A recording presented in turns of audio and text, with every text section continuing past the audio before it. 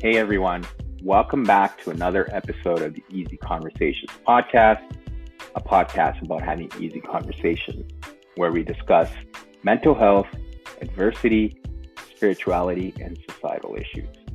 I'm your host, Furkan Dandia. In this week's episode, I'm excited to welcome Garry Foster, and we dive deep into the fascinating world of transcendental meditation, also known as TM. From its ancient roots to its modern day resurgence, we explore this practice's transformative effects and profound impact on individuals' lives. We also unravel the secrets of TM and uncover the inner peace and self-discovery it offers. In this episode, Garry sheds some light on understanding what TM is and the technique associated with this practice. Garry then also shares the benefits of transcendental meditation and how we can use it in our daily lives. Garry and I then talk about some of the misconceptions around this practice and where we see the future of this practice in our lives. We hope to have shed some light on the incredible practice of TM. We explore its historical roots, technique, and numerous benefits for individuals and society. Therefore, TM offers a profound path to self-discovery, inner peace, and well-being. Garry Foster has been in communications for over 25 years, managing and organizing speaker venues, author tours, product launches, press conferences, and radio and TV appearances for prominent leaders. Garry is the lead instructor for Operation Warrior Wellness in Canada, helping the Canadian Women's Wellness Initiative bring the Transcendental Meditation program to veterans and police officers suffering from PTSD. With several grants awarded by Veteran Affairs Canada and the Department of Defence, they have instructed nearly 200 veterans in the simple meditation program, which is thousands of years old but has measurable implications for modern ailments. Garry was a senior advisor for the IsaiX Technologies group of companies in Montreal, consulting on business strategy and communications for software applications with specialized industry courses for physicians and life sciences professionals. After graduating from university in 1985 with a degree in the humanities, Garry became a certified stress management consultant, holding in-residence seminars and lecturing and touring across North America. Garry was a personal assistant to Canadian magician Doug Henning and organized the media launch of his theme park, which the Ottawa Citizen called the largest non-political press conference in Canadian history. In 2004, Garry was awarded a Doctorate of Peace from MERU in Switzerland. Please check out the show notes to see how you can get a hold of Garry, and please leave a review at the end of this episode or a comment in the comment section. I would truly appreciate it.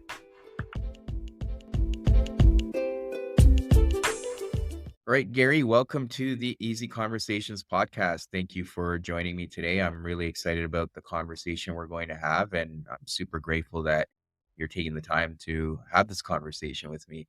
But before we jump into it, I do want to give you an opportunity to introduce yourself and let the listeners know a little bit about what it is that you do and what kind of work you're involved in. Sure. Well, first of all, thank you very much for the invitation. I'm really happy to be on your show. And your background in psychology and engineering, I think, is a really fabulous framework to really understand some of the richness behind the program. My name's Garry Foster, and I'm a certified instructor of the Transcendental Meditation program. I learned it back in 1978 and have been teaching it for approximately 40 years. I've traveled to about 8 countries, and I think I've taught the program in about 35 cities. Most recently, I've been working with veterans in Canada suffering from post-traumatic stress and many police officers. And we were awarded, the one wing of the organization was awarded several grants to bring the TM program to veterans suffering from PTSD and OSI, etc. And a new grant we've just received is to help survivors of sexual trauma in the military. So we're really excited that that receptivity is very high, and I look forward to jumping into some details with you. Yeah, absolutely. I mean, this is great work that you're doing, and there's obviously, I've focused quite a bit on first line workers as well as the trauma that comes with it, PTSD specifically, as you've alluded to.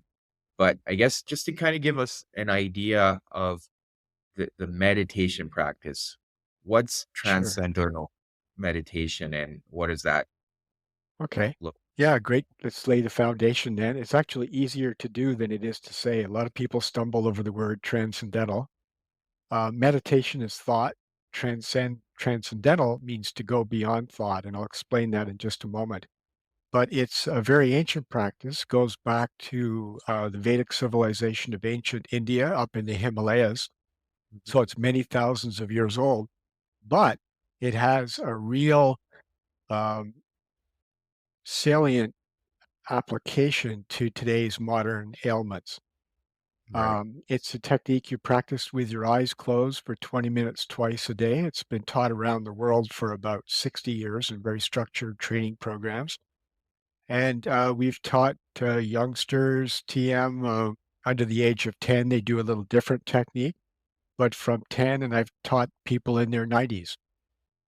We teach Yeah. professionals, housewives, students, a whole range of people. And there's not one particular type that comes to learn TM because I think everybody deep down is really searching for how can I be a better person? How can I sleep better? How can I improve my health?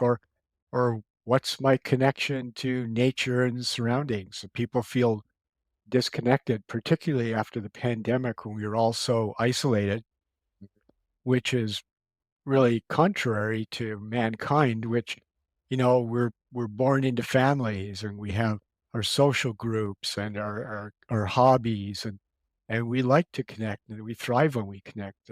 Some of our best inventions have come out of human creativity. Right. And that collective consciousness working together has put satellites out into space, people walking on other planets. I mean, it's really remarkable. We Right. fathomed the depths of the ocean, and now we've got a technique for exploring consciousness because thousands of years ago, this really was a technique for unfolding consciousness, for exploring consciousness. So we can talk about all of these things if you like. Yeah, yeah, for sure. And I guess immediately before we go down that path, like the first question that comes to mind, and I'm sure people often wonder too, how is it TM different than some other forms of meditation that are fairly mainstream? You kind of think about guided meditation, then there's a lot of breathing exercises that people do while they're meditating. Uh, so, and then there's, I mean, NSDR, non-sleep deep rest is another form that's gaining a lot more popularity. How is TM that much more different, or is it different? Excellent. I'm really glad. We usually talk about this when we're giving our introductory talk on the program itself. Meditations fall really into three categories: open monitoring, focused Mhm. attention, and then automatic self-transcending. So let's back up and take a look at those. Now, to understand this clearly, let's look at a sort of a visual diagram of how we might think of the human mind. Mhm. So it's like an ocean. On the surface of the ocean, we see waves and all of that. But we Right. also know that regardless of how high the waves are on the ocean, there's a very quiet, silent, still depth to the ocean. Mhm. And the mind is exactly the same way. On the Right. surface, we have all these notions and things we have to do. And you got to make a list, got to find a list, got to make a new list, can't find my list, where are my keys? All that stuff on the surface of life keeps the mind very active and it's exhausting. All the things that we worry about, is my mortgage paid? Am I going to pass this next exam, etc. But underneath all of that is a very quiet, silent depth to the mind. And this is why it's called transcendental meditation, because we transcend from that active level of the mind to these very quiet, silent, still depths. And it's very pleasant and it happens automatically if you give the right parameters for it to happen. Right. Now, so meditations fall into one of these three categories. The first one we'll talk about is the focused attention or the concentration techniques. Huge misunderstanding in this area because people are taught to, you got to control the mind. If you want to still the body and give some inner peace, you've got to stop the mind from wandering, and you focus your attention on this. And if it wanders, you whip it back. That's Right. exhausting. And you know that from doing your master's degree, that when you're studying, you're reading the information on a page. And after a while, the mind's wandering all over the place and you don't remember Oh what yeah. was on that page because it's opposite to the nature of the mind, which is to search for something more charming. I'll explain that in just a moment. So that's the first series of techniques. They fall into this concentration or focused attention, different brainwave patterns. Now, the second group is the open monitoring. And these techniques fall into what I call maybe the mindfulness or visualization techniques, where the mind is, you're following a train of thought, or you're monitoring your breathing, you're monitoring your content of your thought or emotions. Or back when I was graduating from high school, I remember reading a book that said, picture yourself on a beautiful beach and the sun is out and the sand is hot and the wind's blowing through the pines or the Yeah. palm trees and the waves are lapping on the shore. So they're trying to create imagery of restful condition to try to create those type of brainwave patterns to give the body a deep state of rest. But the mind's nature, it's wandering because it's hung up in all this imagery. And this Right. wandering and hung up in the imagery prevents the reduction in the activity of thinking and for the mind to transcend to these quieter levels. So automatic self-transcending is the third category. And in this particular technique, you learn a mantra, which is a meaningless sound that's selected for the individual. They're Mm. thousands of years old, and they're very soothing at all these quieter levels as the mind experiences the mantra in quieter levels. So when you learn TM, you learn this particular sound, and then you also learn the technique of how we use that sound. Mm. And it's by gravity that the mind goes in, it dives in automatically to this experience. It's like standing on the edge of a diving board. You just take the correct angle, let go, and gravity pulls you in. So the same Right. thing here, a few simple instructions, and one experiences the transcending experience. So brainwave patterns are different. The heart rate slows down, metabolic rate slows down. And all of the research that's been done on TM, it's well over 400 studies. And I think three-quarters of them or more are published in academic independent journals where the peer Mm. review process has shown things like serotonin levels go up, cortisol levels go down, high blood pressure levels go down, heart rate slows, asthma improves. There's a whole host of research there, Yeah. and it's from Yeah. this experience. And then just to give you a little bit of a background, when TM came out on sort of a global stage in the 50s, the understanding of meditation at that time was it's very difficult. It's hard to do. You had to be part of a recluse order. It wasn't practical for daily life. You had to practice it for a long time before you had an experience. Mhm. And that was completely opposite. TM was a completely opposite to all of those. And people were very skeptical back in those days because, well, how can you say I can have an experience of transcending in a few minutes of this when I've been doing my technique for 30 years and had a glimpse of it. So it was opposite to what people's common experience was. Right. And I recall a friend of mine traveling, he used to travel a lot on the eastern part of the world and had taught some Buddhist monks. And this Mhm. one particular lady came to learn. She'd been in a monastery most of her life. She came to learn and her head was shaved. She had the traditional, garb and clothing of her order. And she was furious after learning TM. She said, "This is amazing. Here I am. I shave my head. I lose my family. I've spent my whole life in this monastery waiting for this glimpses of transcending experience. You teach me this, and I get it in every meditation." And she said, "Well, what's going on here?" So there's clearly a huge misunderstanding. And the way that TM is taught, it's kept in its sort of original purity and effectiveness. So every time somebody learns, they have Mhm. this right experience. Yeah. So Yeah. those are sort of the three groups and a little bit of the background behind it.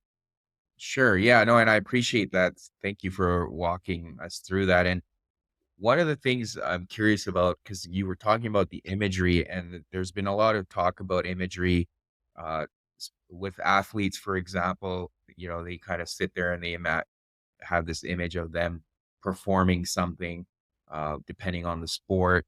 And then there's also the same idea where people are often told that, picture yourself living your best life and Mhm. meditate on it, right? Is that kind of similar idea to what you were referring to, or is this more something that we've believe is a hack that we've tried to create?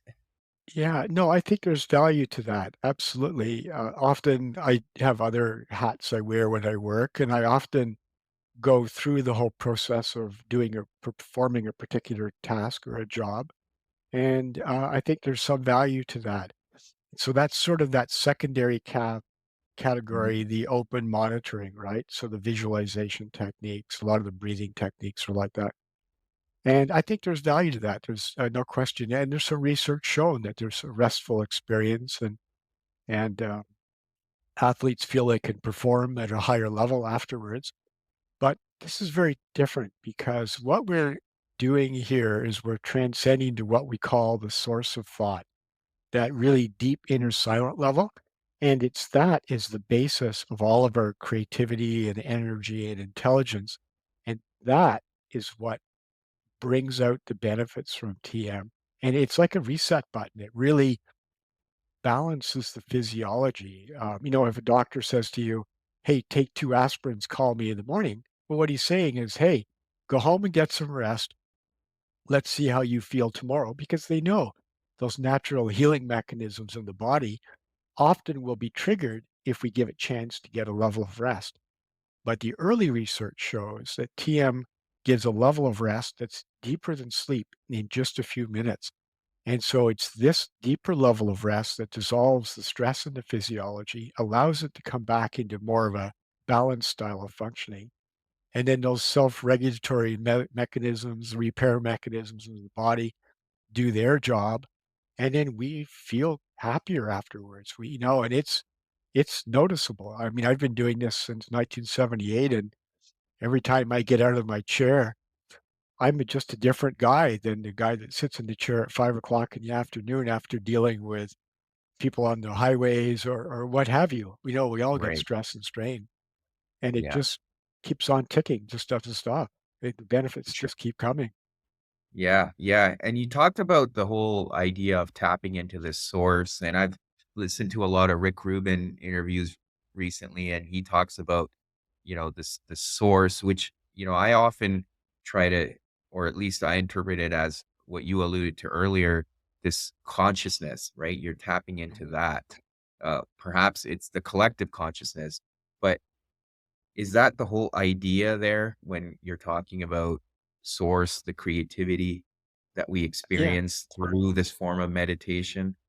Yes, yes, I forgot absolutely, that's it. I think Rick Rubin is the music producer, isn't he? Is Yes. is that Yeah, right? yeah, No, yeah, it's TM that he practices, and he learned long ago. He's one of the kind of the closet, what do you call celebrities that do yeah. TM that just do it and don't really talk about it. Some do, some don't. But it is that.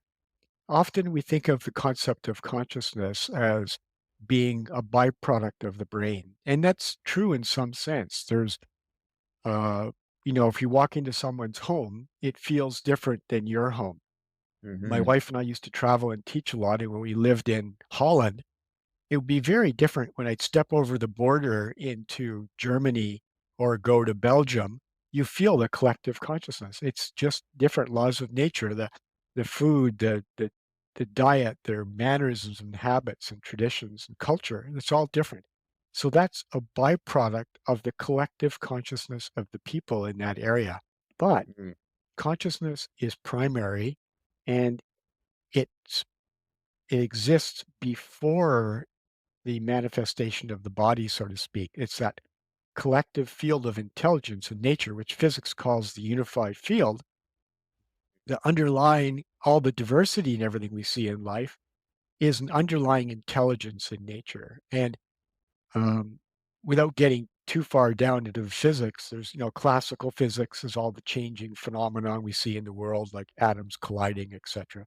Yeah. But underlying that, they're field properties that you can't, the more that the physicists dive into nature's functioning, they start to realize that these are amorphous. It's like a cosmic soup of energy and intelligence.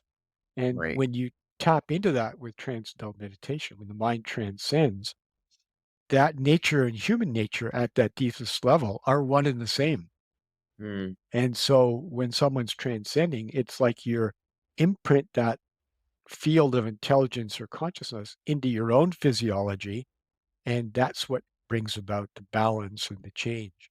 So yeah, in a sense, you're right. You're tapping into that. And when you do, because it's a field of order and intelligence, then that gets sort of spread in the environment around you. And there's some really interesting studies on crime rate decreases in the right. vicinity when there's large groups of people doing TM.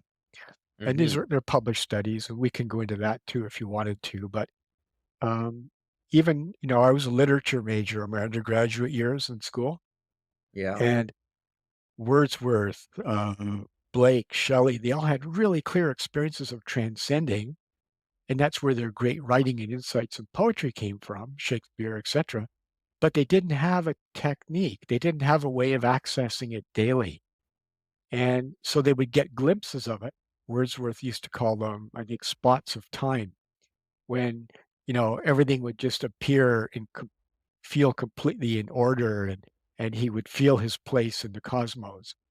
So it's innate in the human nervous system, but we've been so caught up or so conditioned to performing, on cruder, grosser levels through the five senses, violent movies Yeah. or what have you while you're functioning in the world, that we've lost this ability to experience these quieter and quieter levels and experience what we call transcending.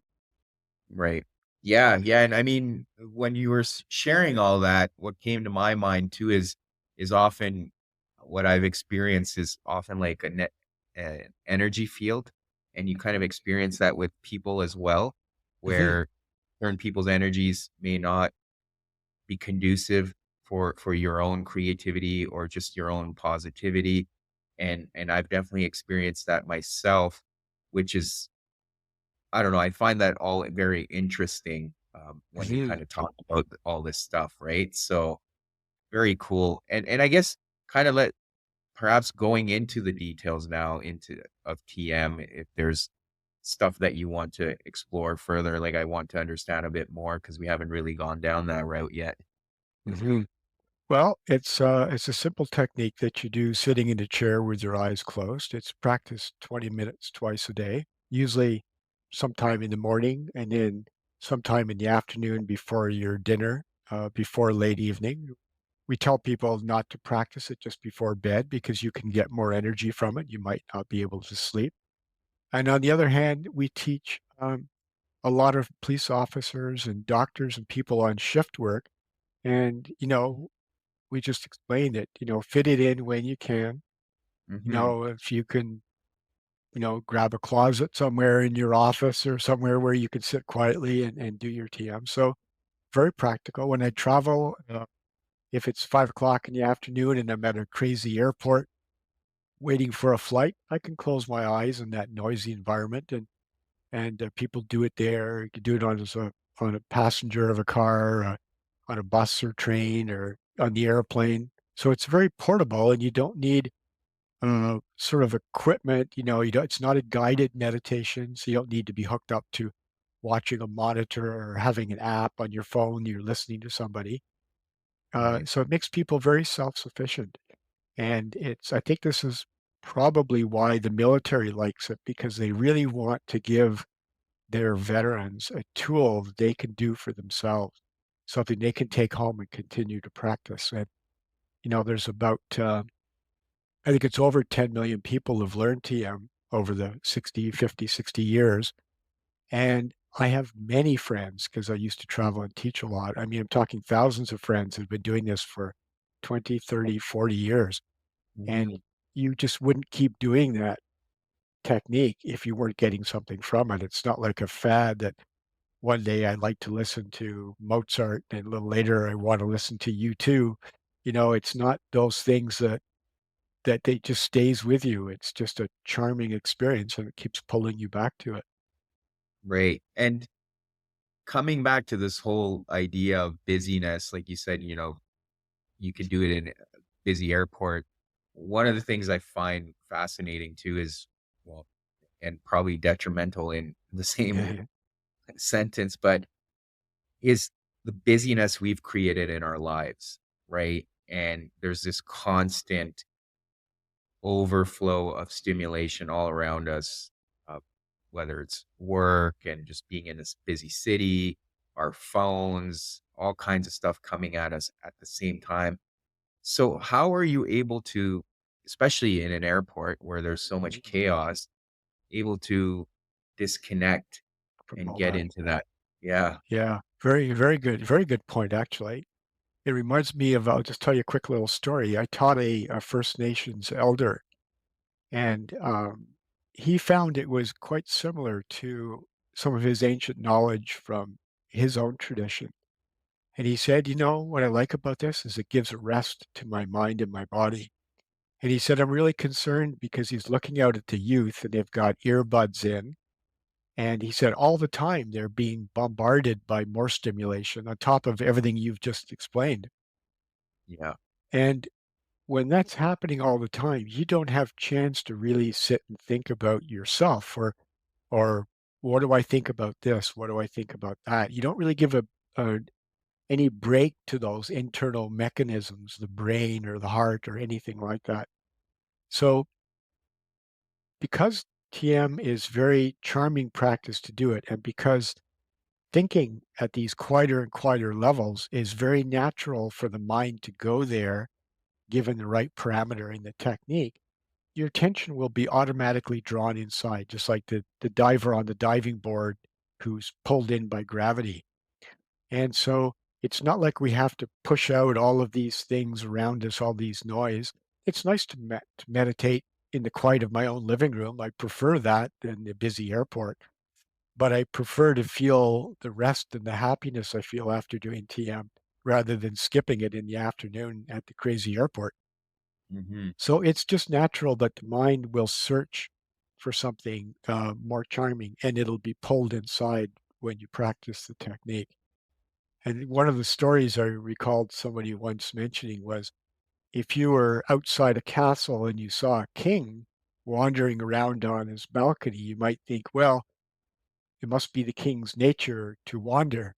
Whereas the reality is the nature of the king is to look for a chair, dignity of him to sit on, Hmm. dignified enough for him to sit on. And Right. that's the real reality. But from outside, it might just appear like he's just wandering back and forth on his balcony. So it's the same thing with the mind too.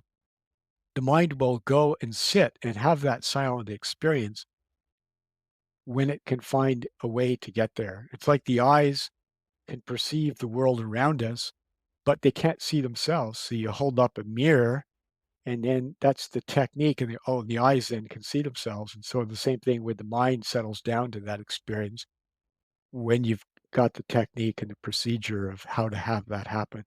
So disconnecting from the environment around you is is just not really a concern. As much as it's nicer to meditate in the comfort of my own living room, it's Yeah.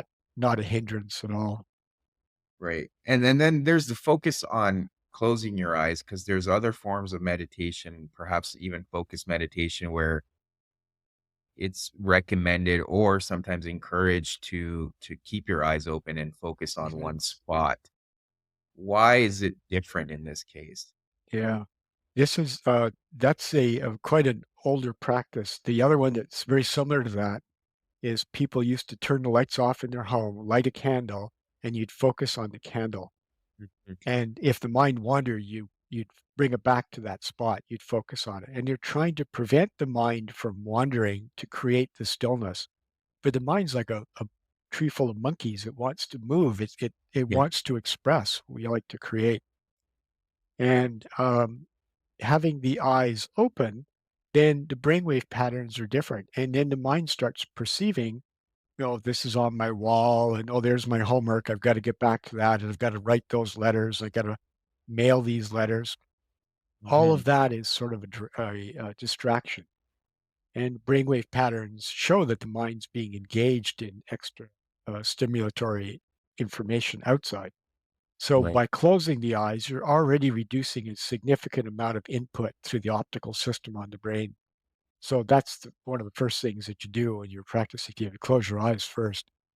And Right. I've taught a lot of people that have tried so many techniques. Sometimes people that have actually required counseling afterwards because they're so dramatic on the physiology, and some I think are actually quite harmful. One was this fellow was telling me he was taught to meditate with his eyes open, standing up. There's just no way that you're going to transcend if you're worried about falling over and you get all that information coming in through the eyes. It's just one of the many misunderstandings of how to trigger this sort of natural response. Hmm. But something else you might find quite interesting too. So the goal of this meditation technique is not so much just to sit in bliss and silence and enjoy, but we have a nervous system over these five senses to enjoy the world. Right. And what happens is when you repeat this process twice a day as the years go by, the nervous system becomes incredibly flexible. It's used to being dynamically active, and it's used to Hmm. being absolutely still and silent. And then, but just alternating those experiences from the stillness to the dynamism, the nervous system begins to integrate those two extreme experiences. And then what happens is that infinite silence is maintained while you're infinitely dynamic. Hmm. So then you're restful in activity. And that's what's called enlightenment. It was called enlightenment, thousands of years ago. And that's what these ancient rishis and the Himalayas were accomplishing, was they were, you know, fathoming the field of consciousness, that same field of intelligence in themselves and in nature, because they wanted that connection with the universe. And so what happens in enlightenment is that infinite silence is maintained even while you're dynamically active. And then any stress and strain that comes on in the physiology is sort of, you might say, simultaneously neutralized. And that's the basis for good health. That's the basis for an integrated style of functioning and a a more of what we are supposed to be as human beings. We're not meant to be suffering with all of these ailments, and it's just because we're disconnected from this very basic experience. Yeah. Yeah, I agree. And I mean, I've read a lot recently. There's tons of literature around the impact of stress on our immune system and a lot of the causes of the diseases from some of these chronic stresses that we carry around. And to your point, to tie it back, this TM can be one form of being able to mitigate those stresses because we're, like we've talked about earlier, we're so tied down with all these things that we keep ourselves busy with, Mhm. and we're not Yeah. distinguishing, and that can often present itself as illnesses or diseases, which a lot of people don't consider or are even Mhm. aware of. Beautiful. Yeah, this whole concept of psychosomatic medicine, right? Yeah. That the soma affects the body. That's affected. And I'll just tell you a little bit about it. One of the research studies that was funded by the Department of Defense in the U.S., because it ties into this point very beautifully. Most people, if they have a traumatic experience in life, maybe they witness an accident or they're involved in a house fire, there's some trauma in the physiology. It's an overimpression, right, that's made that stresses the body. And Right. you might have one or two of those in your life. Now, if you look at, say, a police officer or maybe a surgeon in a surgery or someone in the military that might have 150 to 180 traumatic experiences, they're so overwhelming on the body that it creates kind of a hyper vigilance, like the amygdala gets overly excited, so it's always in fight or flight mode. Yeah. So the Department of Defense wanted to see if TM was really effective in mitigating the effects of post-traumatic stress. So what they did was they took 203 veterans and they randomly assigned them to one of three programs: TM, health education, and what their gold standard in treating PTSD is called prolonged exposure therapy. And what that does is it allows the veteran to repeatedly be exposed to the trauma that created his original trauma until they're not bothered by it anymore. And this is kind of one of the standard tools they have for treating veterans. When we gave presentation to the police department, I remember one officer saying, "Whoa, I don't want to go through that again." So these 203 veterans were randomly assigned to one of these three programs: health education. You're meeting with a counselor and they're talking with maybe adjust your diet, get a comfort dog, do some exercise. And there's value to that for sure. Here, having someone, here and support you and go through the counseling. The prolonged exposure therapy. Well, when I was teaching one veteran, he said, "Hey, Gary," he said, "I don't want to go through prolonged exposure therapy again. I've had 8 years of my deployment over, moments of deployment, not continually over 8 years. I've had Yeah. so many traumatic events. There's just no way you could re-expose them to all of me, Mhm. uh, to solve all of these issues." And then so the third group was the TM group. And what they found was that first of all, the group that learned TM, randomly assigned to one of those three programs, showed significant improvements in reductions of PTSD more than all the others, like really significantly. And the military said, "This is remarkable because that group loves the program because they're just sitting in silence and practicing this technique." Mm. And so they've said that if we can repeat this now, they're doing a bigger study now. I think it's 1,000 veterans in 10 or 15 VA hospitals in the US. And if they get the same results comparing TM with prolonged exposure therapy and health education, then they want to make it part of basic training so that the person goes off deployment into battle. They have resilience to begin with. And we're trying to do the same thing with the police department here. So you have that restful alertness inside before being exposed to the traumatic events. And I'll just tell you another brief story. When I used to travel and teach, there was a SWAT officer who was the helicopter pilot in Atlanta, Georgia. Mhm. And he said, he just pulled up one day in his patrol car to learn TM. And he said, I used to go to make an arrest in somebody's house, or I go to make an arrest in somebody's house. I have all my gear on. I have the training. I'm prepared for what might happen. But he said, every step I take closer to the front door, he said, my cortisol levels, my anxiety was going through the roof. He said, it's burning me out. It's like that over hypervigilance, right? The Mm. amygdala being stuck on Yeah. in a foot on the floor experience. So he learned TM, and then I saw him a couple of months later and asked him, he said, "Rick, how are you doing with your program?" He said, "Well," he said, "now when I go to the door to make an arrest, I've got that restful posture inside. I'm feeling at ease. I'm cool like a cucumber. I'm still alert to what might happen. I'm Mhm. prepared, but," he said, "I'm not over revving, not overstimulated from past traumatic experiences." So Yeah. that's a sort of a real hands-on practical example of somebody that is feeling that resilience inside from that inner experience. Yeah, and I appreciate you bringing back the whole PTSD aspect and how TM can support individual suffering in that sense, because that's a huge component, right? And there's been a lot of impact or consequences from PTSD, specifically suicide being one of those. So it's great that, people have that tool now to be able to mitigate through some of those things that may come up. Yeah. One of the other things I did want to circle back on, because we talked about the whole mantra piece, why or how does mantras or how do mantras help in this type of scenario? And Yeah. Good. Yeah. It's very good. Well, the mantra it's really a vehicle. And, a vehicle takes you from A to B, right? Takes you from your home to the grocery store. And so these mantras in the TM technique are very soothing at these quieter levels of the thinking process to transcend with. And the mind, because there's no meaning associated with the mantra, it's very specific sound. The mind doesn't get hung up on the surface of the pond, so to speak, monitoring breathing or what have you.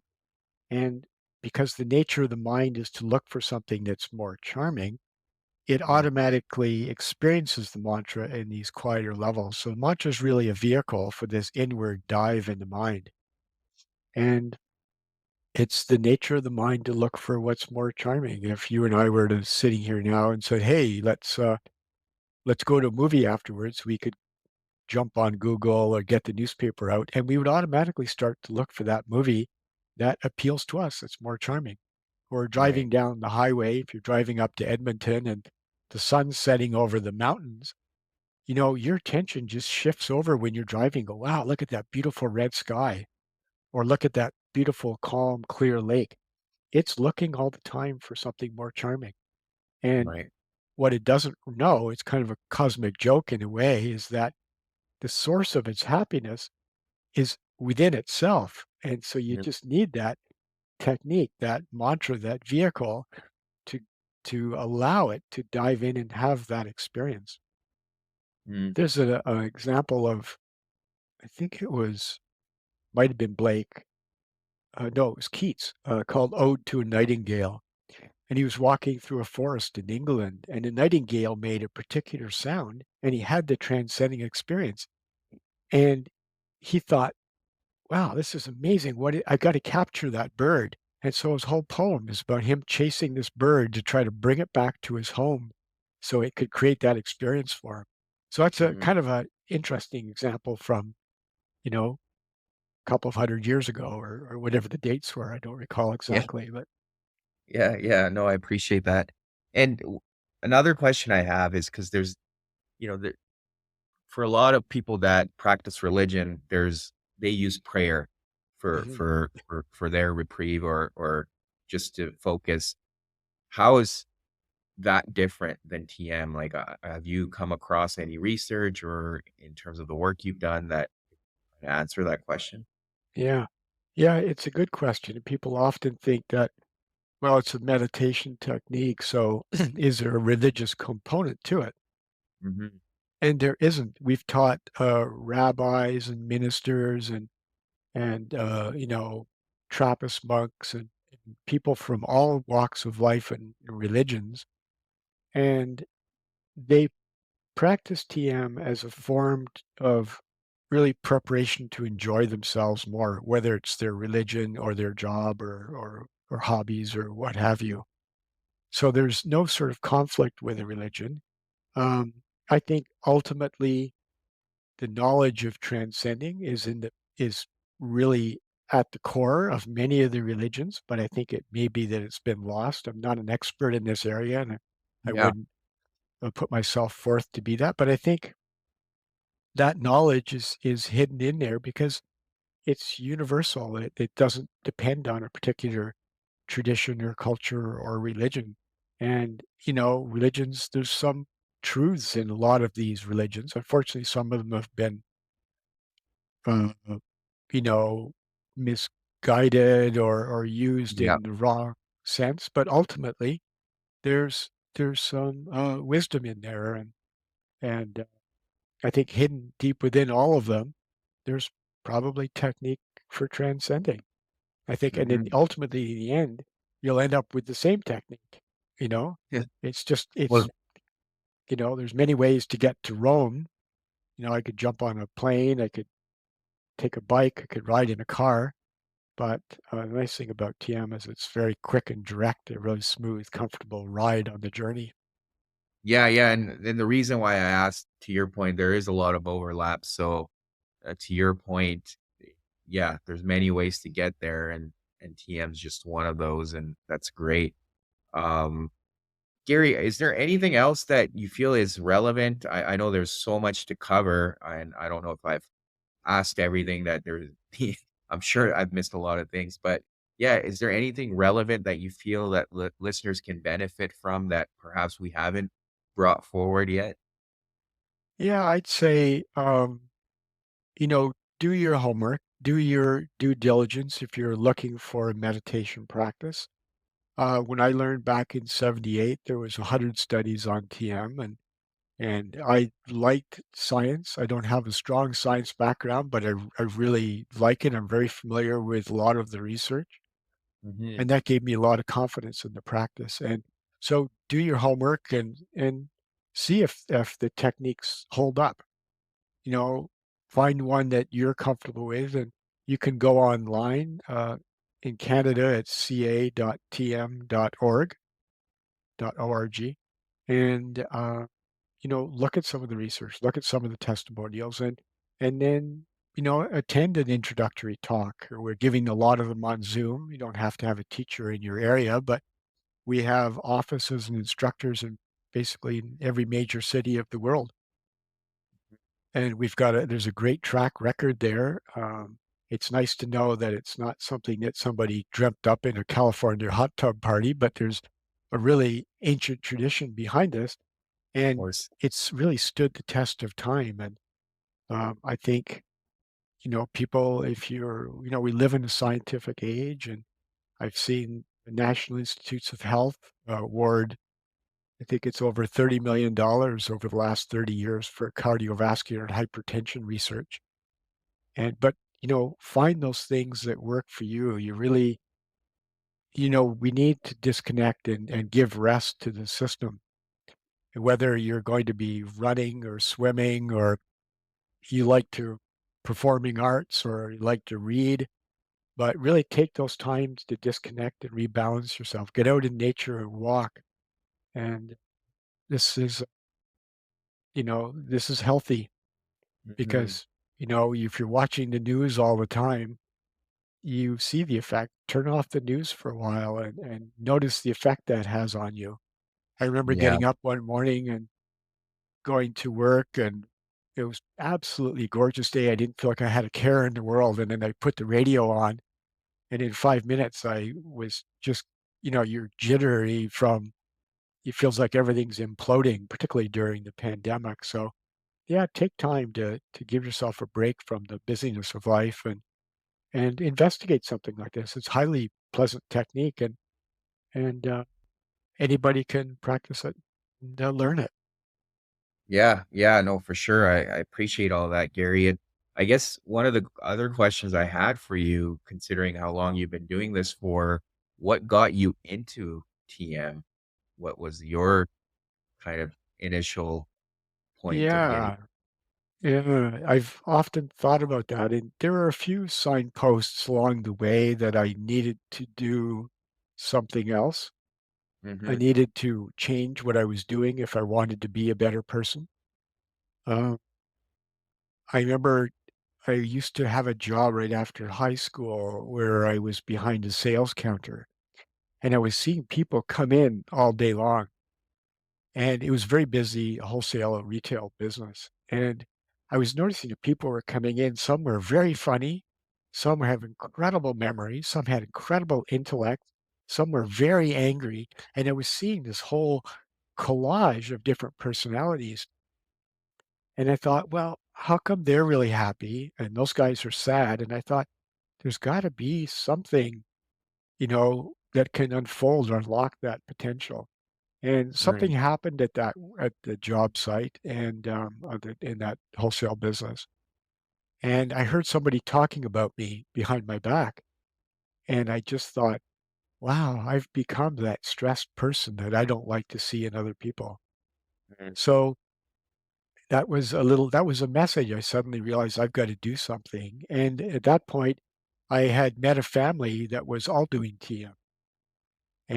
and they had something that I wanted. They were happy, and there was a restful peacefulness about them, and I wanted that. So I went off and went to an introductory talk at Ottawa University in Ottawa, and that's how I came to learn. And I think I was probably ripe for looking for ways to make myself a better person. That was back in Yeah. 1978, and I had a friend that I tried to get him to come with me, and, "Come on, let's go hear this talk on meditation." Absolutely had 0 interest. Mm. And, when I look at our 2 lives, of course, one never knows exactly, you can't compare yourself to Right. somebody else, but when I look at some of the things that he's gone through, I think he could have avoided a lot of that if he'd maybe just stepped onto this boat instead of taking the other highway. Yeah. Yeah. No, I thank you for sharing that. And Gary, for listeners that do want to find you or get a hold of you, what are some ways they can do that, whether it's online or social media? Yeah, I think when I can email to you a couple of video clips of some of the veterans talking, and I can include my contact information if you like. But if they just go online to tm.org, which is the international website, and then you just place an inquiry there, you'll get connected with a TM teacher in your city. You know, the software is sophisticated now to do that. And then I can just give you my email address, and I'm more than happy if somebody wanted to call me. I could give a Zoom presentation with some of the research and then get them connected with a teacher in your city or province or country or what have you. Yeah, yeah, that's great. I will put that in the show notes for sure if people want to do that and they're interested. But Gary, thank you so much for coming on here and sharing all this wisdom and insight with us. I really appreciate it. I learned a lot and have some things to go think about and look into for myself. But yeah, appreciate it very much. Thank you. No, I appreciate the invitation. And with your psychology background, I just thought you'd really enjoy some of the kind of insights into the research. And we could talk another time in much more detail about some of those things. But I've just really enjoyed being on the show. I thought your questions were great, and it really brought out some rich knowledge, I think. So well done, and thank you for having me on. And I listened to the podcast you did with the Calgary police officer, Yeah. and it's made me want to reach out to him. He's a very open, receptive individual that I think could really benefit from this program. So I think you're doing a great service by offering these podcasts, and I look forward to sharing it actually online. Thank you.